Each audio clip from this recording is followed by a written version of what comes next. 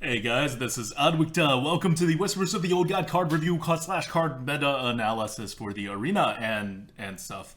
We're on the Mage. Cue dreadful music coming in from the background. For some reason, since the reveal of Faceless Summoner, the Mage has become the new boogeyman in the arena, or the return of the old boogeyman in the arena to fit with the theme of the old gods and everything returning and happening again. And we're going back to a slower classic meta. We're not really going back to a classic meta. We talked about this before. It's a new control meta. It's actually not the classic meta because of all these taunts. It's actually a new meta where it is harder to smork people down and where you can play a slower card advantage based game. But let's talk about the Mage.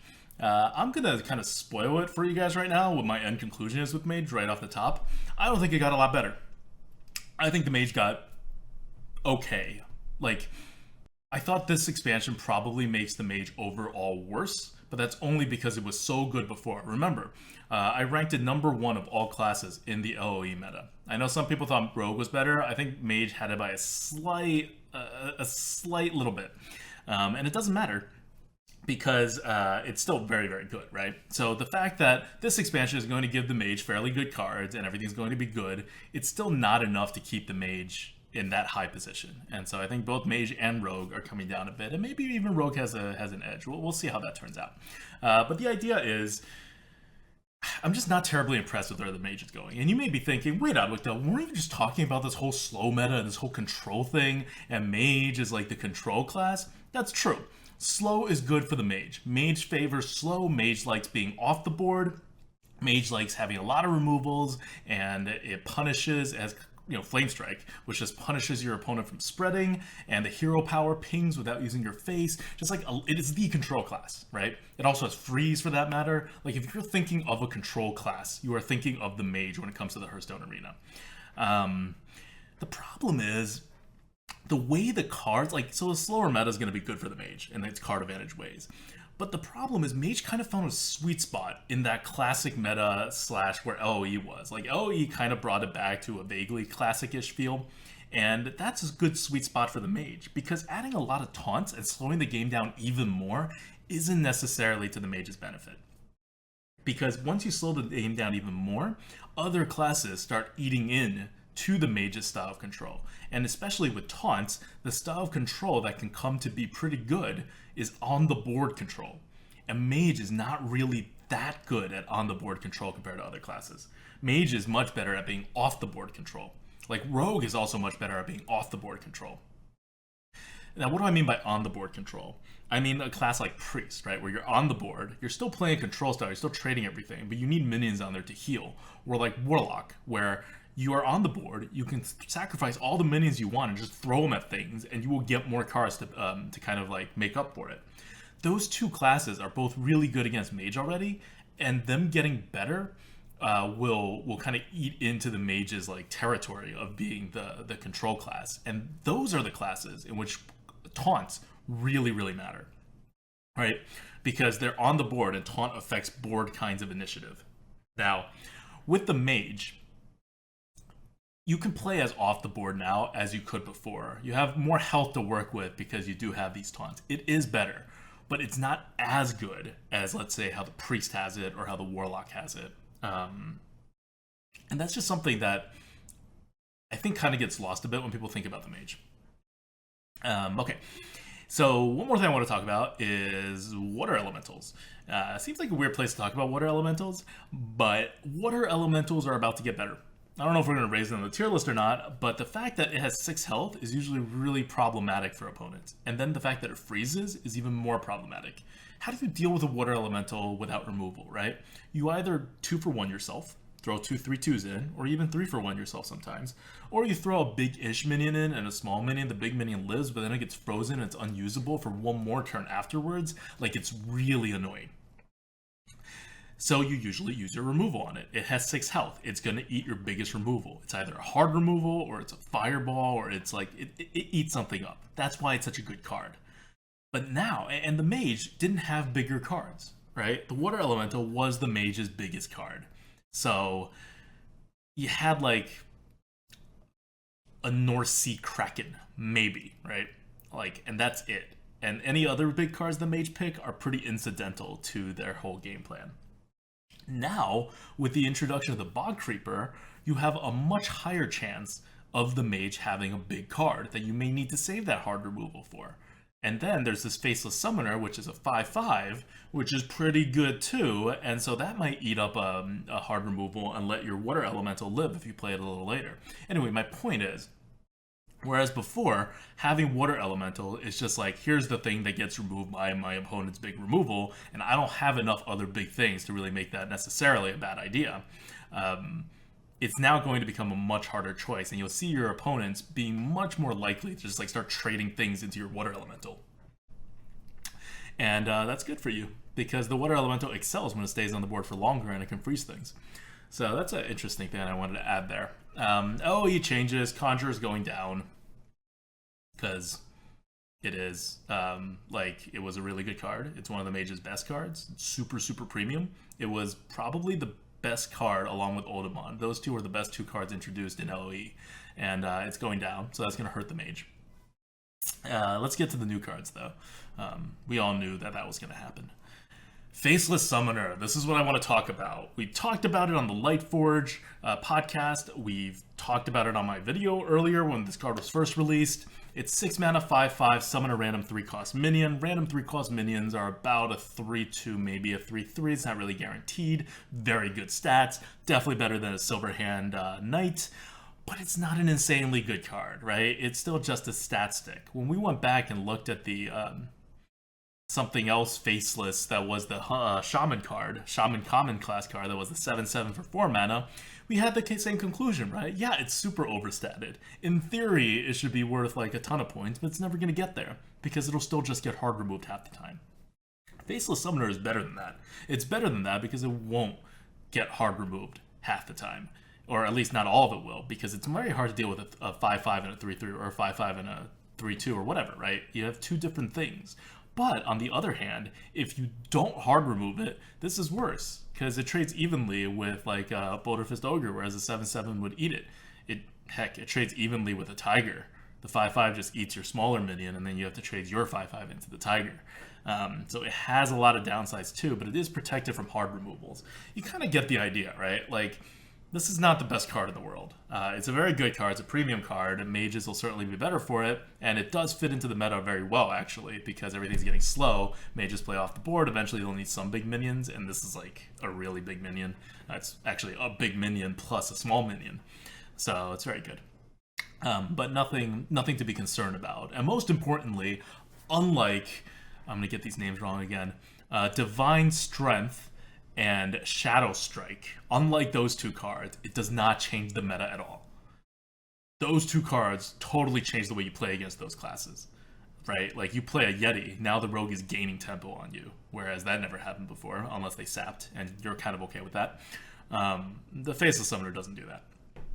I don't even want to talk about the Paladin card. God, it's such a bad card, design-wise. Okay. The next Mage Common card is another really powerful card. It gets a little less love than Faceless Summoner because it's not blatantly overstated, but one thing you'll notice is that minions that cast a damage removal and also leave a body behind are really, really good almost always. Even if they're like anti-tempo a bit. Like, think about like an Argent Commander.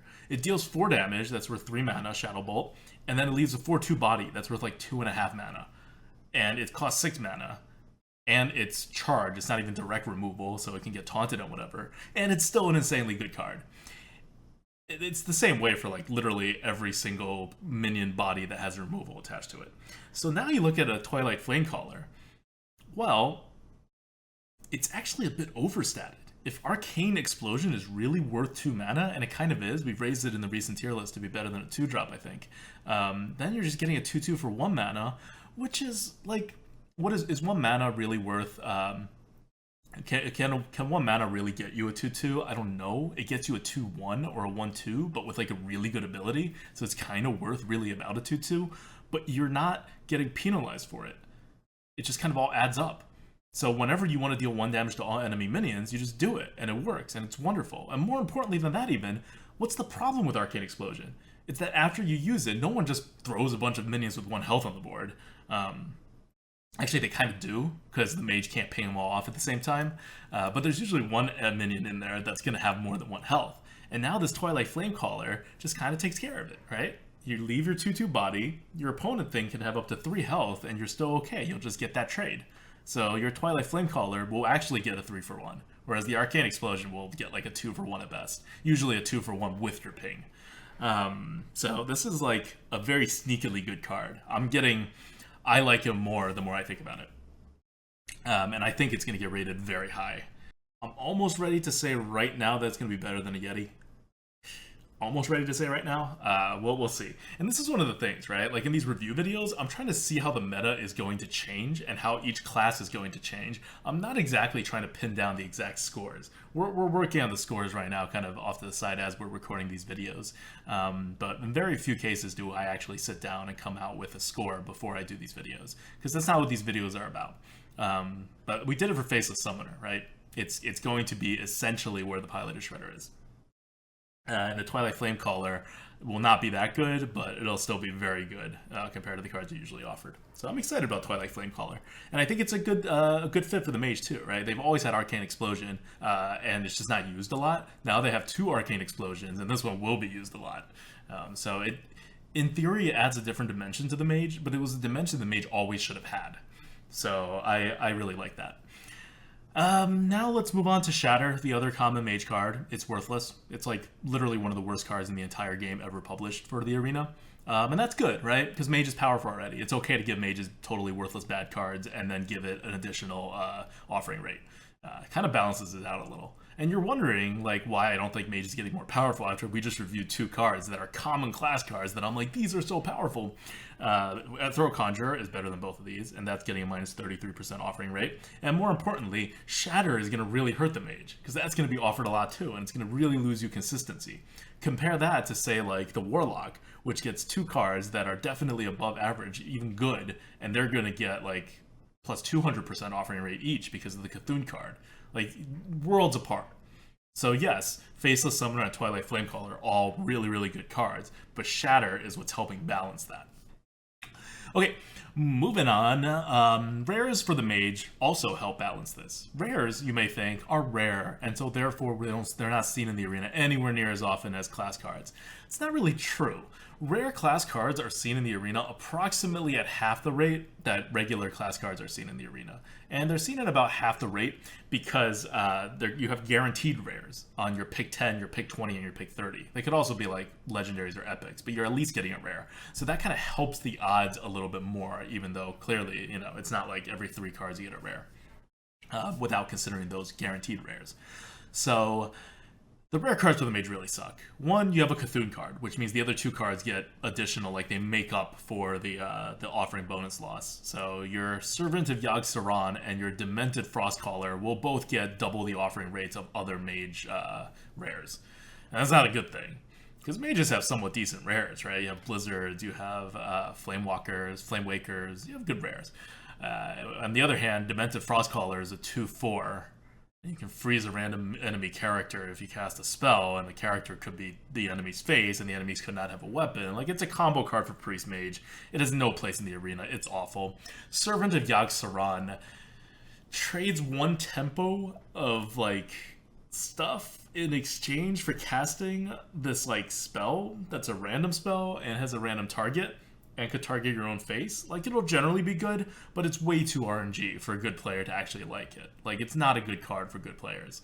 It's not the same as Mad Bomber, because at least Mad Bomber, you know what it's doing, right? Like, you know it's going to be casting a removal, and if you don't have anything on your side, it can at least not hurt you. It'll either do something to hurt your opponent or nothing at all. The Servant of Yogg-Saron adds the ability that you can now buff your opponent, its minions, or just do something totally irrelevant. Like, it's weird. Overall, on average, it's actually a pretty powerful positive effect, but just not being able to control what happens, like, I don't know if it's an average card. I don't know if I would take this card over a 2-drop. I might. I think it might end up still being more powerful than a regular 2-drop, but it's not like ideal. And so that's why Mage is not all that powerful. On the other hand, its epic cards are actually pretty good. Kabbalist Tome, 5 mana, add 3 random Mage spells in your hand. Like Arcane Intellect, random Mage spells not as good as cards from your deck. You can just add all the tier list values to figure that out. And it's just, like, 1, it's random, and 2, you can get real losers. And 3, a lot of the worst cards that Mage has are spells. And also, most Mage spells are actually very small cards. When you're casting spells like this, you're not just worried about the value on a tier list. Also, just bigger stuff are disproportionately more valuable, because you're never playing these cards on curve. You're never in a position where it's turn 6 and you want to drop a 4-drop and you have to play a 2-mana card. It's never like that. Like, a War Golem is a totally good card to draw off of a late game card draw card, because you just care about card advantage at that point. You know, it's not a very good card normally, because it's a dead card in your hand for way too long, but at this point, it's very nice. So that's where Mage spells kind of fall short. Mages don't have a lot of spells that give a lot of card advantage. And their spells are kind of not all that good on average. So then we have Forbidden Flame, one of the best cards that the Mage has, just instantly. And it's because it's just the flexibility. You can't beat flexibility. Every time I see a Forbidden card, I'm going to say the same thing. You can't beat that flexibility. The tempo-wise, it's excellent, because otherwise you're just wasting your mana. Hard advantage-wise, you just wait to the end, and it's essentially a hard removal. It's just super flexible. If you need it to be a 1-mana ping, it is a 1-mana ping. Like, just insanely flexible, insanely good. And that's it for the Mage. Overall, there are 2 very powerful cards. They are common Mage class cards, but you're losing the Ethereal Conjurer, kind of, and the rest of their cards are very lackluster. So I don't think the Mage got any better. I think it'll probably hang around to where the Rogue is. Maybe it'll still be a little better than the Rogue. Maybe the Rogue's a little better than it. Maybe Paladin actually surpasses both of them, because Paladin just got ridiculous again. But we'll see. God, I can't believe Paladin got ridiculous again. It's not that Paladin's got like a ridiculously good card. It's that it just changed the meta against it to make Paladins just better. That's it from us. Patreon's on the left, and we will come back next time with... Let's do Warrior.